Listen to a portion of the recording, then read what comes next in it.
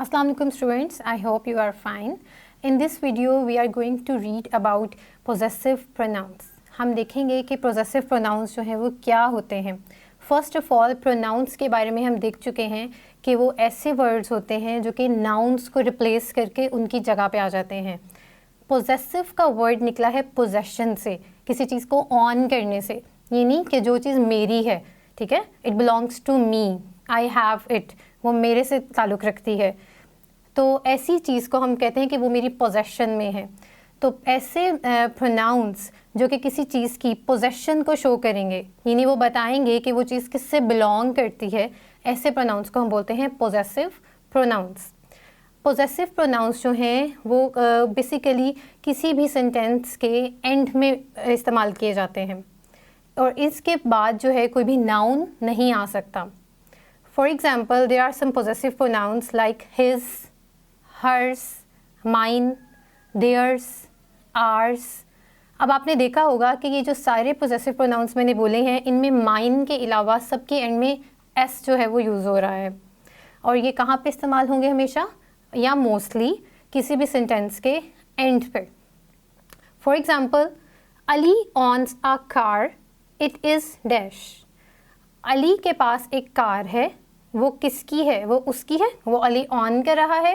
तो जब भी किसी लड़के के बारे में बात होगी, किसी मेल जेंडर के बारे में बात होगी कि वो चीज़ किसी लड़के की है, वो उसकी ऑनरशिप में है, तो हम यहाँ पे कौन सा पोजेसिव प्रोनाउन इस्तेमाल करेंगे, हिज का. ठीक है, तो यहाँ पे आ जाएगा his. Is this allies car, क्या ये अली की कार है? Yes it is. यहाँ पे भी क्योंकि हमारा जो नाउन है वो अली है, वो एक लड़का है, तो हमने देखा कि ये रूल है कि जब भी किसी मेल के बारे में बात होगी तो हमने हिज का इस्तेमाल करना है. तो यस इट इज़ हिज. तो इससे पता चला कि वो कार किसकी है, वो अली की है, वो अली ने अपने पैसे देके खुद खरीदी है, वो उसकी पोजेशन में है. नेक्स्ट हमारा क्या है, हर्ज. हर्ज कब इस्तेमाल किया जाता है, जब भी किसी लड़की के बारे में बात होगी. ये नहीं कि कोई भी चीज़ जो है वो किसी लड़की जेंडर जो है किसी फीमेल के अंडर है, वो उसकी पोजेशन में है, वो उसको ऑन कर रही है, ये नहीं उस पर उसका हक है. तो वहाँ पे हम हर्ज का जो है वो पोजेसिव प्रोनाउन इस्तेमाल करेंगे. For example, Aamna has a new house, it is. Aamna के पास एक नया घर है या उसने एक नया घर लिया, तो अब वो उसकी पोजेशन में है, तो इट इज़ हर्ज, वो आमना का है. ओके, नेक्स्ट इज माइन, मतलब मेरा. जब भी कोई चीज़ मैं खुद ऑन कर रही हूँ, यानी वो उसकी ऑनरशिप मेरे पास है, मैं खुद उसकी ऑनर हूँ, तो हम यहाँ पे माइन का पोजेसिव प्रोनाउन इस्तेमाल करेंगे. I paid for this book, this is dash. मैंने इस बुक के लिए पे किया, मैंने इस बुक के लिए पैसे दिए, तो फिर ये किसकी होगी, ये मेरी होगी. ठीक है, इसकी पोजेशन किसके पास है, मेरे पास है.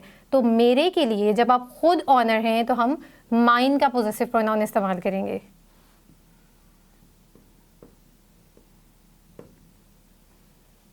इसी तरह इसी के एक और एग्जांपल हम देख लेते हैं. This purse is dash, this purse is mine. अगर मैं कहूँ कि ये मैंने बताना हो कि ये मेरा है, तो हम यहाँ पे कौन सा इस्तेमाल करेंगे, माइन का पोजेसिव प्रोनाउन इस्तेमाल करेंगे.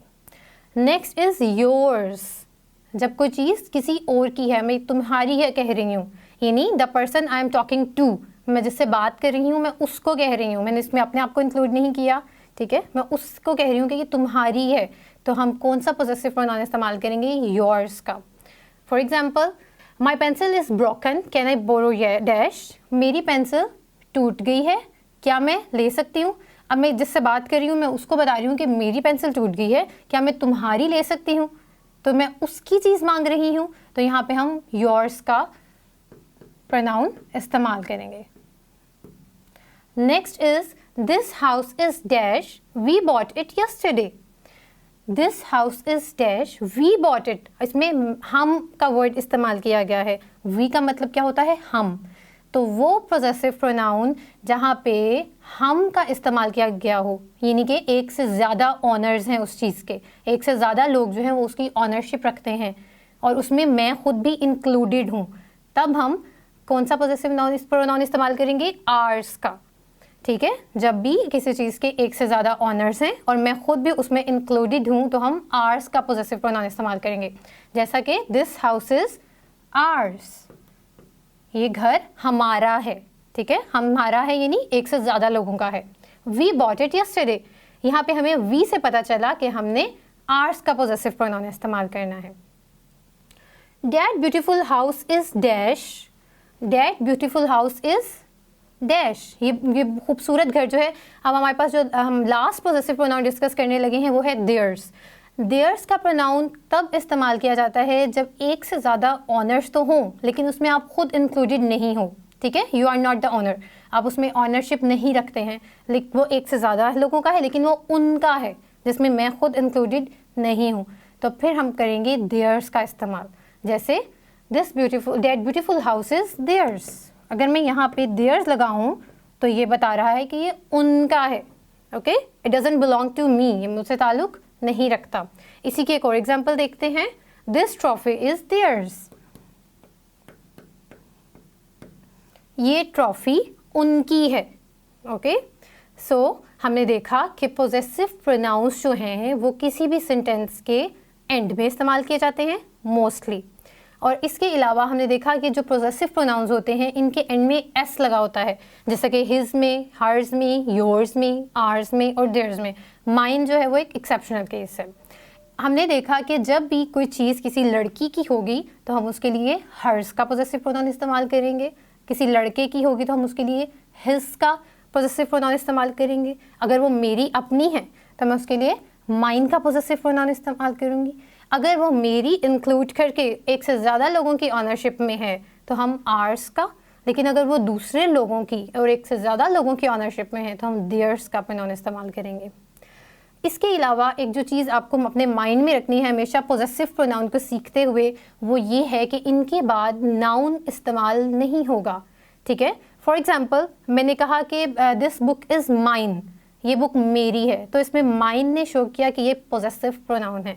लेकिन अगर मैं अपनी पोजेशन को शो करने के लिए कहूँ कि दिस इज़ माई बुक, तो ये भी पोजेशन को तो शो कर रही है कि ये बुक मेरी है, लेकिन माई के बाद क्योंकि यहाँ पे बुक एक नाउन इस्तेमाल हो गया है तो यहाँ पे ये एक एडजेक्टिव प्रोनाउन के तौर पे एक्ट करेगा, ये पोजेसिव प्रोनाउन नहीं रहेगा।